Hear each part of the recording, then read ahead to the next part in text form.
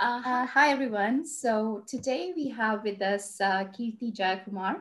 Kirthi is a lawyer by education, and she's done a tremendous amount of work to raise awareness around gender-based violence, and she has received multiple awards for her volunteering work. She's also a tech entrepreneur and created an app that we'll talk about it today. She's also a very well published author. Very welcome, very warm welcome, Kirthi. Thank you so much for your time today. Thank you for having me, Jagreet. It's such an honor, truly. Not at all. Honor is all mine. Like the pleasure is really all mine. So, Kirti, there's so much that I want to ask. So let's start with the gender security project. Tell us about it and what was the inspiration behind this project for you? Thank you so much, Jagreet. So the Gender Security Project is all of 2 years old, but I think the idea was in the coming long before that. We just didn't have the shape and the structure that it has taken in the present. So a little bit of history and context to really set the tone for why it came about goes back to 2013 when I founded my first nonprofit called the Red Elephant Foundation, which worked extensively in the place of peace education, largely with young people, but also the ecosystems that made life what it was for the younger people. So we used to use peace education tools and techniques, try to get young people to think about why a life of violence is not ideal in whatever form, be that structural or overt violence. And what I did realize is in the space that I occupied 7 years ago, today, there are close to about 20 or 30 organizations doing the same work in my city, which is powerful because it means that the work has value and so many people saw fit to actually scale it up. But I also realized that as communities were being significantly trained to ask and question structure, structure did not have that training to respond to this. It wasn't capable of being flexible, of changing, and of actually being questioned to start with. So the Gender Security Project was actually incubated along the time that I was actually running the Red Elephant Foundation as an idea in my mind, and then as a thought experiment, as conversations, and then finally took the shape that it has right now in April last year. And the idea is to really talk about how gender operates in the peace and security paradigm. And I know this kind of sounds like a very lofty and blue sky thinking terminology and doesn't really seem to speak to our everyday lives. But peace is the grassroots and security is fundamental to our existence. Are we safe? Can we feel secure? Do we feel comfortable being alive where we are? And or are we existing, but can we thrive? And these important questions are really related to how our systems are serving us. And the redundancies have sort of become significantly evident, obvious, if you will, especially with COVID, which I think is such a powerful reminder of everywhere we've gone wrong as a species, whether it's the environment, whether it's the way we treat women, whether it's just the way we overload certain communities in the form of trauma that we keep pushing on their plates. So basically, the Gender Security Project then tries to look at a gender lens for all of these themes, engages with everything from a human security angle, but through a gender lens, and tries to place systems and structures in the front and center of the questioning so that they evolve to give humanity what its due is. Yeah, brilliant. That is amazing. Thank you, Kirti. And also, I was, when I was doing some research, I saw there's this amazing app that you created called Saahas. Yeah, tell us about it. Yeah, I know that it also, you were nominated for the Tech Award and everything. So tell us about it and how does it solve the issue that you were looking at? So the story for Saahas actually started with pretty much where the shoe pinches. So I was asleep one night at about 10:30 p.m. India time, and I woke up really late. Now, this is not my normal thing. I sleep at 1 a.m. and I'm up by 5 a.m. Okay. It's just that's my norm. But that one day, I wound up with 16 text messages on WhatsApp and 31 missed calls. And I realized a friend of mine outside of India was trying to reach out, and it was late at night. So it was also a weeknight, so it happened to be difficult for her to access literally anyone in her pool of friends. Okay. She didn't call her parents because both of them were heart patients and waking them up at 10:30 would give them a shock. So she bore whatever that she was going through at the time on her own. And typically this is what it was. And just before I get into that, I just want to share a trigger warning. This is going to be a story of domestic violence. So if anybody feels like maybe pushing this portion of the recording, that will be fine. I'll keep it under a minute so it's easier for you to navigate and come back. Yeah. So This survivor was actually facing domestic violence after being married off just a year previously to the person that she was wedded to at the time. And here's the story. So this was an arranged marriage, and she's never lived in any city outside of Chennai, which is where I live. Yeah. And then she was carted away outside India, which means that she had no way to figure out how to get out of this situation by herself. She used to be locked in the house. Her husband used to beat her. He used to use cigarette butts on her person. He would monitor all her phone calls. He had her phone tapped, her hand phone with malware on it, spyware, I'm sorry. And so she wasn't really able to speak about any of this that was happening. But on that night and the evening where she was, her husband had actually left the house, leaving the door unlocked. So she managed to escape, but was trying frantically to reach all of us to understand what she could do at the time. And simply had no answer. And when people saw her in distress, they were able to direct her to a shelter, which at the time was what she needed at the point of that emergency. And she got back to India after and all of that. But the point that made me really think about was how we're so dependent on networks and the trusted communities we have. And if one of those people are not available, the ones that we reach out to at pivotal moments like this, where do we go?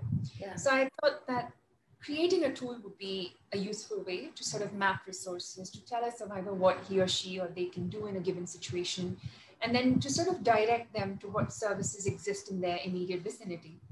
I did it in the form of a website. I did it in the form of a map, but it wasn't really working so well on a phone because it's not the same as having an app, right? Running a website on the phone. So I needed to get an app done. I went to several coders. I didn't have money to be able to pay for the app. It costs a bomb. And several lovely people said they would do it for free. But then when you have to weigh in between your commitments that bring you money and your commitments that are going to bring you love and fresh air, because the world doesn't give you anything more than love and fresh air, you have to pick money. And nothing against the choices those coders made, because I think it really helped me grow as a person as well. So realized one day, I'm not going to wait for anyone. I have to do this myself. So I'm a lawyer by education. I left behind anything and everything to do with computer science and science way back in 10th grade, which was in 2002. And yeah, it was quite a journey, Jagjit. I was actually teaching myself to code. I was crying through the process. There were times that I would dream of HTML text just popping at me and then waking up feeling very disoriented. But by the end of a month, and I have to really mention the kind of mentorship I received from several feminists and women around me, especially a community from World Pulse, an organization that really supported me through this journey. That was extremely, extremely huge for me, because I was able to make the decision to believe that I could do it, fight it, and then to just continue in the process. So today, Saahas is more than an app. It's a web app, it's a mobile app, it's a Facebook chatbot, it's a Telegram chatbot, soon going to be a WhatsApp chatbot. It's also a safe space. We've created sections on it for healers, for people to heal. Sorry, it's called the Healing Corner. And then notes where people can write letters of solidarity to survivors called Dear Survivor. So it's a verb, Jagjit. Saahas may mean courage, it may mean an adjective or a quality, or for some even a noun. But for me, it's a verb. It's an everyday act of resistance to be able to be there for survivors. Yeah, the more I hear about this stuff, Kirthi, my level of respect and, how impressed I am, it just grows. I mean, seriously, this is really, really some amazing work. You're so kind. No, seriously, the pleasure is all mine. I'm so, I feel honored to have you here, and I'm so, humbled that, you have actually taken the time out, and yeah, seriously, thank you so much. So again, I think this was something, really, like you said, this is the example that you gave, how the whole idea of Saahas came about. There are things like that happening. And I wanted to ask you, are there any other examples, like, some examples that from your volunteering work that are closest to your heart, that, that you were doing some work, and then there were some examples where you felt like a sense of, this has made a difference, and it made you feel like, you've accomplished something. Of course, it's not in a way like, it's just something that you think, maybe a couple of examples where you felt like, you've achieved what you wanted to when you started. Thank you so much for that. In fact, when you started out with this question, I actually began thinking, and it also made me understand that the way we perceive achievement has also got to undergo a change, right? We think of it in terms of numbers and capitalistic ideas of productivity. Yeah. Have I reached 1 million people? Am I impactful enough? Yeah. But then again, dials me back to the starfish story, where if you save even one starfish by throwing it back into the sea, it's made a difference to that one. Yeah. And I think that's really what counts, right? Yeah. So I'm going to keep my examples and anecdotes more relevant in the last year or so, because I think that might speak to people now more emphatically. So one of this actually goes back to August 2019. We just finished working with a group of young people aged 12, 13 in a school. And one of the things we've done in the course, and when I say we, I mean myself and then 1 or 2 volunteers who were very generous to give their time. So we've done a module on bystander intervention. And we're talking to teenagers who are pretty frisky, and they have this idea of, yeah, but this is not going to happen. What are you saying? And they're also tumbling over one another to be seen as the more humorous one in the class. So I was very sure that I didn't get through to any of them. I was very sure that I had spent 1 hour just talking to space, and I was not very happy, but I did walk away from that session. And 2 weeks later, when I go there, it was this really small-made young boy, and I'm making a very particular point of his physical appearance because it's relevant to the story and the choices he made. So he was a really small-made young lad, about 12. He was the younger lot of the larger batch. And as you probably know, and maybe some members of the audience that are watching this may know, India has a practice where aside from school, you also take extra classes called tuitions, where you actually attend them following your classes if you want to supplement learning on a subject. This young lad had head over to his math tuitions and had come back home on his bike. And it so happened he lives in a gated community. And as he's entering into the into the compound to park his bike, he sees a 16-year-old boy who's very well built and physically much stronger than him, dragging a kindergartner by his collar and moving towards the basement. Now, the kindergartner is partly frozen, isn't really saying anything, but is very uncomfortable, just physically doesn't want to be there. And this young boy, the 12-year-old, has taken it into his mind that something amiss is unfolding. There's nobody around but himself, the 16-year-old, and this little child in the grasp of the 16-year-old. And he realizes if he was to insert himself in the situation, it could turn more dangerous for the younger one, as well as for himself. So he pushes his bike down, screams at the top of his voice, and says, "I have hurt my ankle, can someone help me?" Okay. And that tiny act, Georgie, it brought the security guard from wherever he was at the moment. It brought folks from the first floor who could hear his voice out through their windows. And the 16-year-old was shocked and let go of the little one's collar. Yeah. And that child used that fraction of a second to run back to his parents and somehow open up a conversation about molestation that he was facing at the hands of the 16-year-old. Okay. And nothing about that situation drew harm to the boy himself, the 12-year-old, or to further harm to the little one. And the 16-year-old was able to get help through other interventions that followed after, which is not necessarily a function of this bystander intervention. But the point I'm trying to make here is that I did get through to them. They were not frisky teenagers, just having a ball at the free period. Yeah. And so that was a very powerful affirmation of the fact that you sow a seed and that's all it takes. And whether that information is part of your cognitive everyday memory or not, you're making the effort to internalize it for it to come up when it really should. Yeah. And another similar incident actually happened now more recently during the lockdowns and the COVID, where we done bystander intervention workshops. And I do this online almost every Sunday, except when there are no signups. And they're free workshops. So I've done this workshop with a group of women from a gated community again. And these women were very up in arms about wanting to be active and just thinking about strategies for themselves. And they set up a WhatsApp group. And in that WhatsApp group, they decided that the group would dissolve immediately after they set their plans so that nobody would be able to catch this information on the phone.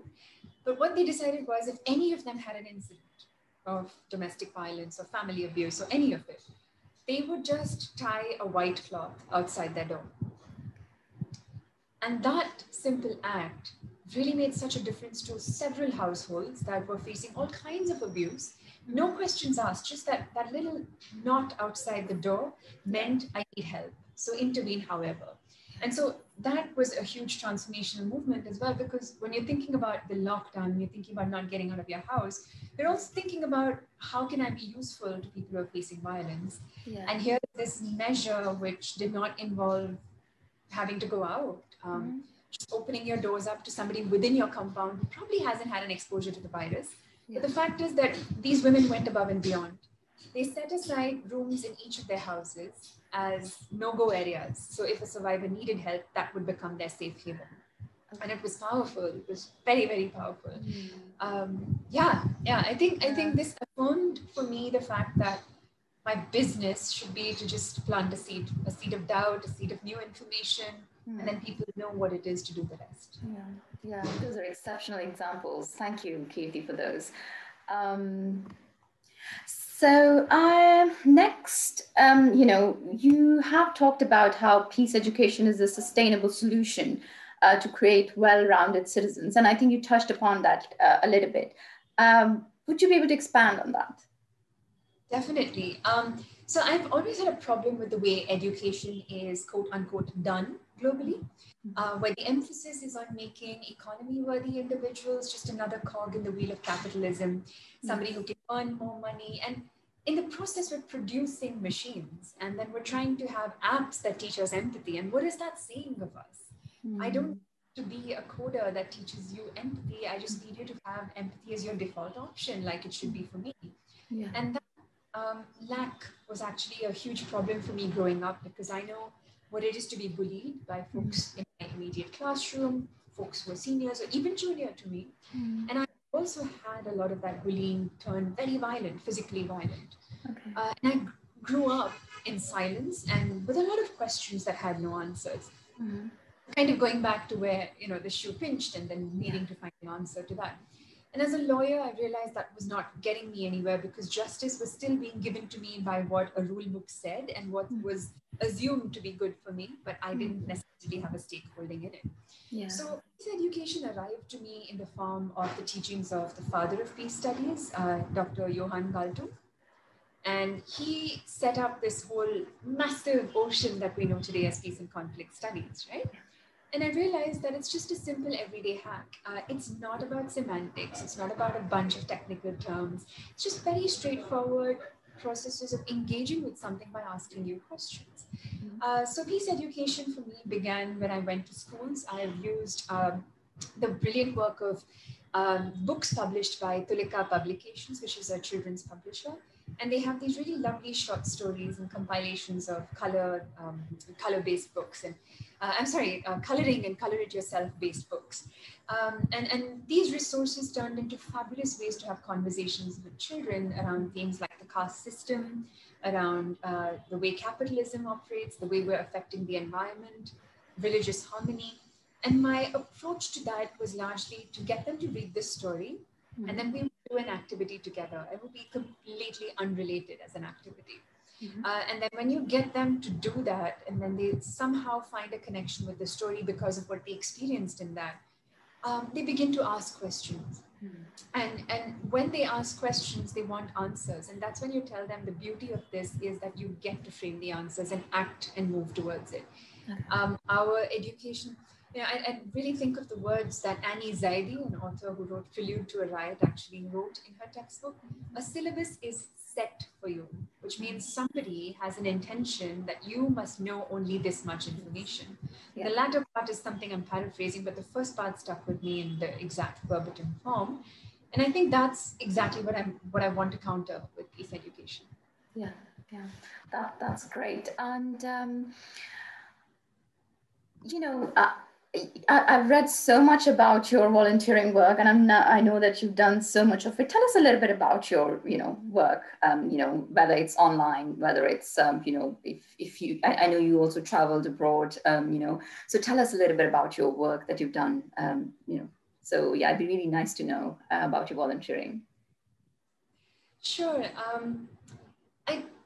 Very honestly, Jagjit, a part of this is very selfish, because I do feel like I am navigating the world, taking a lot of things as a person, whether that's the food I eat, the space I have, this conversation we're having, and I'm benefiting from all the things I'm taking. My privilege is growing as a person. Yeah. And some of these things that give me privilege are things I simply did nothing to earn.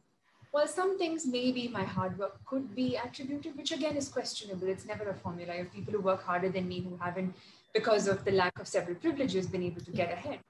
Yeah. So long story short, I think my journey volunteering started from the place of wanting to pay my rent for existing on the planet.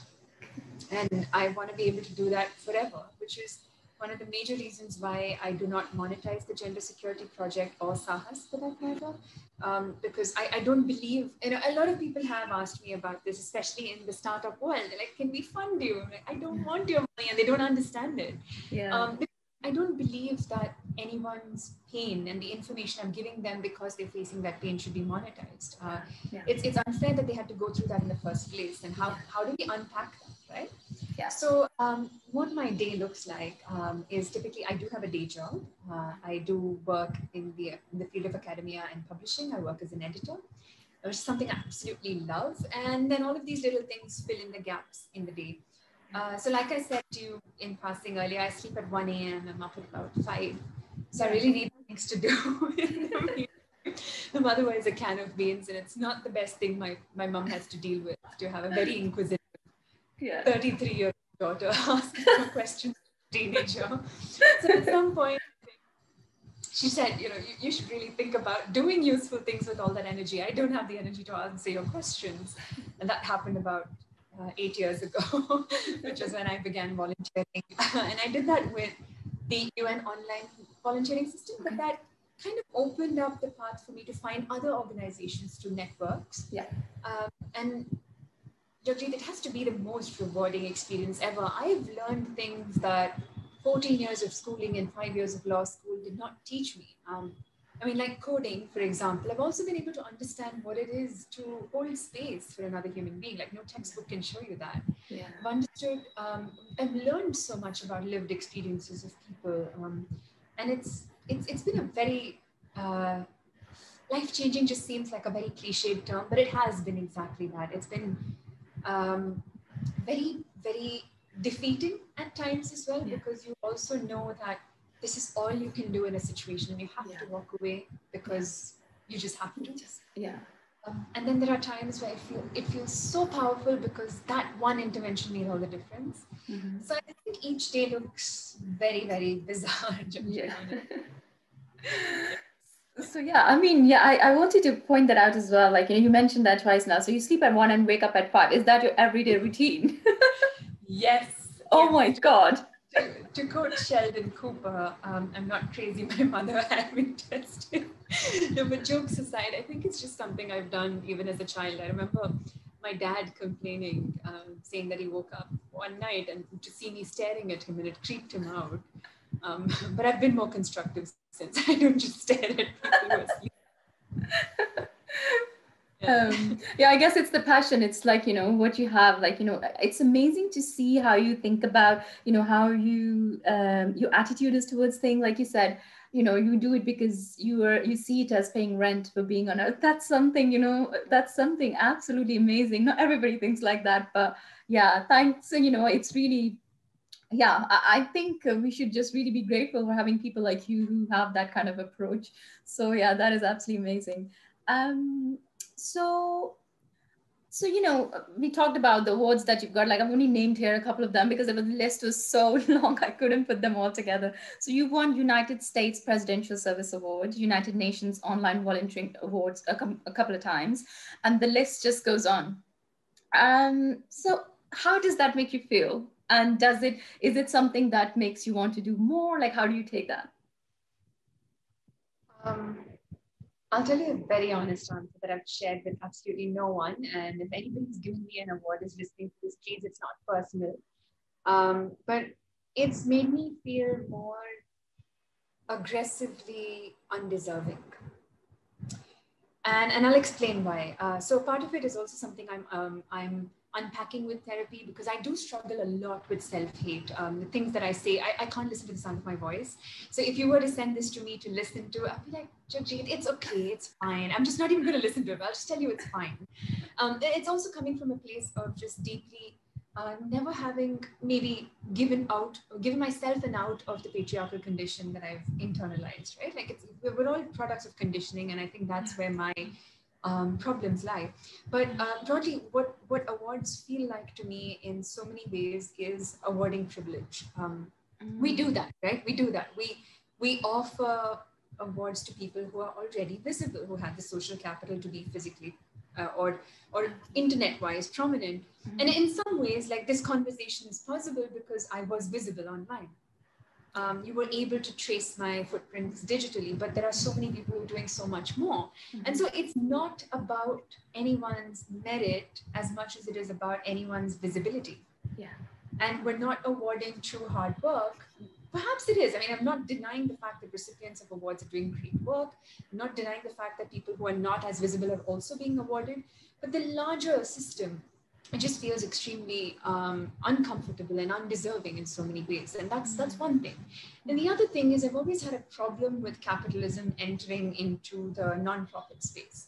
Yeah. So what does capitalism do? It pits you against people. It gets you to compete so that the best product arrives. Yeah. And that formula entering in the nonprofit space is suffocating because when you're looking at already limited funding, but the demand for high impact, and then you're pitting actors against one another, you are taking away the one thing that can make the nonprofit world progress, which is collaboration. And replacing it with competition. And so in the process, the backlash is terrible. Like I have people who have ripped off the formula and the structure of Saahas to create a new app. And then go to more powerful people and then present that as this, which is fine. I like that your tool is reaching more people, but this is emotional labor. And because you got funding and visibility, you're able to be prominent about it, which I refused.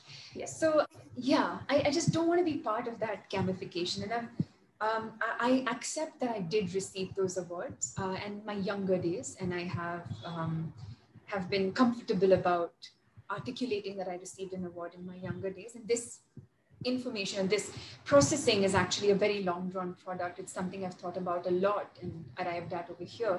So I'm not saying that I've always been this way. I've also been part of the problem. And now I just don't want to continue being part of that problem. Yeah. I mean, you're the most humble person I've ever come across, like seriously. Oh, no, true. I mean, it's what any of us should be doing, like what the bare minimum is we need to be as people, kindness. These things shouldn't be rewarded. Like, it's like the thing we say, right? Oh, a man was nice to you. Like, don't give him a trophy for it. Yeah. It's the same. Like, as humans, if we have privilege, let's be more acknowledging of that privilege and act on it to make things better. Yeah, absolutely. So I wanted to talk a little bit about your books as well. So, tell us about that. I'm going to start reading them for sure very soon. So tell us about the, let's say one book. I mean, all of them are like, they talk about various different things and like really, really important. So tell us about how the writing started and what did you want to achieve with what you wrote? So the first 3 books that I published were fiction entirely, 2 of which were compilations of short stories and 1 was a novel. But all of those were actually published because a particular friend came into my life at that point and then pushed me to publish it because I would share. I used to write and then I used to just dump those writings on friends and say, read it and give me feedback and whatever. And friends being friends would have nice things, not so nice things and all of that. So I was just doing it for the fun of it all. And then I realized at 2 instances, 2 of my friends actually compiled the short stories that I'd made and said, okay, look, this is a manuscript. If you don't publish it, we disown you. So, I mean, it wasn't a threat, but of course there was a certain amount of encouragement and all of that, jokes aside. So that's how those stories happened. And the novel is actually something I still find myself really aggressively debating myself around. So it's actually the story of a child bride in Syria. Now, this is the active question I find myself asking myself in the here and now is, how are you, an Indian woman, writing this story in the first person from a child bride in Syria? Which is 100% valid, and I also grapple with that. But the basis of that goes back to 2012, where I befriended a young woman from Syria on Twitter and would speak with her regularly, and she would tell me what was happening there. And there was a point where things were going downhill wherever she was living. I'm not at liberty to disclose those details because she still has family alive. And when things were going downhill, she said, look, I've shared a lot of things with you, and I don't want all of this to go in vain. So promise me you will make this known to the world without telling anyone who I am. Yeah. So I said, I don't know how I'm going to do it, but I promise you I will. At some point, however it is going to manifest, it will. So I think it was a conversation between two young women, one completely misguided moron, myself, on Twitter, and this young woman who put her trust in this random stranger.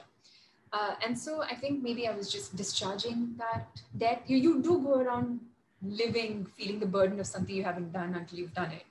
And I think that was what it was. So, which is why I've never, part of publishing it, and my publisher was very amazing about it. I said, I'm not interested in commercializing this. I'm getting this out there so that it goes to the hands of those who have empathy to read it, because she wanted this. And so all the proceeds that come in as royalty to me, I've sent over to organizations like Revi, to Karam Foundation that work for Syrian families. Has not kept any of that money for myself as well. And the more recent one is actually nonfiction. It's about women in history in India, areas that have just not been written about enough, whether online or in books. This is something I absolutely loved having put together, because the stories of women in our history textbooks really need to be revived. And it's called The Game Changers. It's a really new one. It's about, it's going to be a year since it came out, actually. It's a relatively new one. Yeah, great. That sounds really good. I'm gonna definitely start reading them. I'm really intrigued, really am. So I think I've read this somewhere, or like there was a talk going on about it, and people were talking about empowering a woman in a household and how much impact that can have. So I think, yeah, that's always like kind of stuck with me, that but it's with awareness, like we were talking about how these women got together and they found a way of telling each other if they're going through something, like they're not able to deal with, like domestic violence, for example, just empowering them with the awareness, and just giving them some tools or something that can actually change the world around them. And within one household, if a woman is well equipped, she will make sure her children are fine, and the family is fine. It's just that is what it takes. So I think the work that you've done is just absolutely amazing, and I want to ask so many more questions, and I really hope that we can have another chat and talk about those. And I would absolutely love to meet you one day. Hopefully when this I would love that. Yeah, hopefully when this lockdown is over. Right now I can't even apply for my Indian visa, everything is shut down. So as soon as it's open, yeah, I mean, whenever I'm in India, I will definitely make sure that I come and see you. And it'd be such an honor to come and see you. So thank you so much for this, Kirthi. And let's keep in touch. I would love to keep in touch. And is there anything you would like to say that I will definitely share the links of the app and the other work that you're doing. Is there anything that you would like to say to people, how they can contribute, how they can help with the work that you're doing? Just start from where you are. There is no skill that you have that the world cannot benefit from. Every skill, every talent, every inclination to do something is definitely going to go a long way. So let's talk. Just reach out and let's talk. And please, just never hold back. If you want to be part of something, go for it. Brilliant. Thank you so much, Kirthi, again. And I hope you have a lovely rest of the day. And I will be in touch. I'm so, so happy that we got a chance to, talk today. Thank you so much. Thank you for having me, Jagjit. I really value the opportunity and for all the thoughts that you made me really spend a lot of time on with this. No, absolutely. Thank you. Thanks, Kirthi. We'll be in touch then. Take care. Bye-bye. You too. Bye.